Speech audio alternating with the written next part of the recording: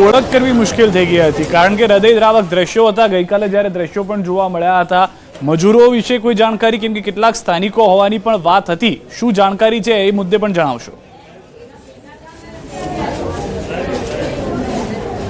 ચોક્કસથી 21 લોકોના જે મૃત્યુ થયા હતા એમાંથી 19 મૃતદેહો હતા, જે 18 મૃતદેહો છે તે મધ્યપ્રદેશના હતા।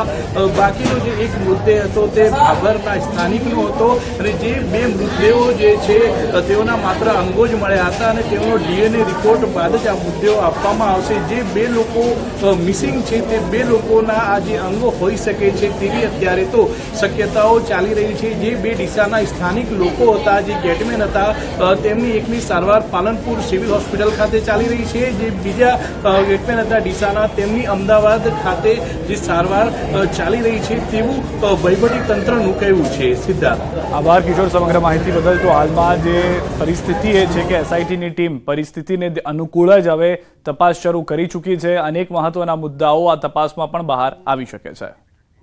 તો ડીસા ગોડાઉનમાં બ્લાસ્ટના મામલે ગોડાઉનમાં કામ કરતા કામદારોનો ખુલાસો, પાણી પીવા ગયો અને બ્લાસ્ટ થયો। બ્લાસ્ટ કેવી રીતે થયો તે કંઈ ખબર ન પડી। ગોડાઉનમાં ફટાકડા બનતા હતા, નંગના હિસાબે પગાર મળતો હતો। હોળી પહેલા 17 દિવસ કામ કર્યું છે, જે કર્મચારી બચી ગયા છે તેઓનું આ નિવેદન છે। ડીસા ખાતે જે બ્લાસ્ટ થયો હતો અને આ બ્લાસ્ટની અંદર 21 લોકોના મોત નીપજ્યા હતા, તેમાંથી જે 10 લોકો હતા આ જે બાળકી છે એના પરિવારના હતા અને તેમાંથી 9 લોકોના મોત નીપજ્યા હતા। માત્ર આ નૈના નામની બાળકી છે તે અત્યારે જીવત છે। આ ભાઈ છે તેને આ બાળકી મળી હતી કાટમાળમાંથી અને બાળકી અત્યારે સારવાર માટે લાવવામાં આવી હતી અને અત્યારે આ બાળકી જીવિત છે। જબ क्या नाम है आपका और जब ब्लास्ट हुआ आप कहाँ थे और ये कहाँ से?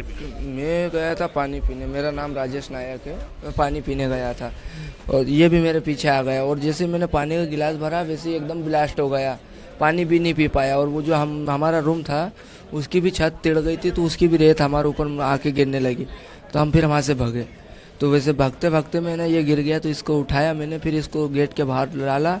फिर उधर गया तो फिर ये बाल्टी एक के पास में मिली, लड़के के पास में। फिर इसको लेके डायरेक्ट हॉस्पिटल में आया।